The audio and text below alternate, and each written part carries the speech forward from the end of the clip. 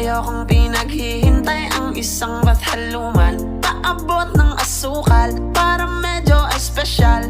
Gusto ko matamis tulad ng ngiti ni mahal. Ngayon all goods na, sakto yung dala kong pera.